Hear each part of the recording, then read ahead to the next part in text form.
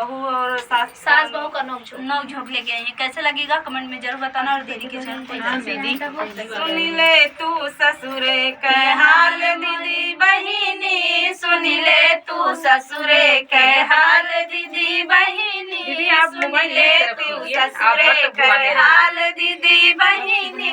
पहली बार जब आएगा वनवा, पहली बार जब आएगा वनवा, सास हमारी आरती उतारे दीदी बहिनी, सास हमारी आरती उतारे दीदी बहिनी। सुन ले तू ससुरे के हाल दीदी बहिनी, सुन ले तू ससुरे के हाल दीदी बहिनी।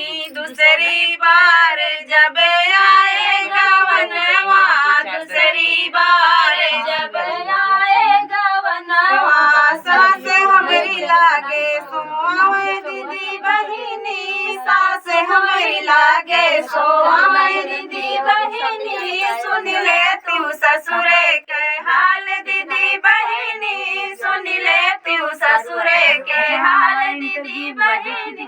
तीसरी बार जब आएगा वनवा, तीसरी बार जब आएगा वनवा, सास हमारी झोटा उखाड़े दीदी बहिनी, सास हमारी झोटा उखाड़े दीदी बहिनी। सुन ले तू ससुरे के हाल दीदी बहिनी, सुन ले तू ससुरे के हाल दीदी बहिनी। तो फ्रेंड गीत कैसा लगा, सास बहू का नोक झोंक था। आप लोगों को कैसा लगा कमेंट बॉक्स में बताइएगा। और उनके चैनल को ज़्यादा से ज़्यादा सपोर्ट करिएगा।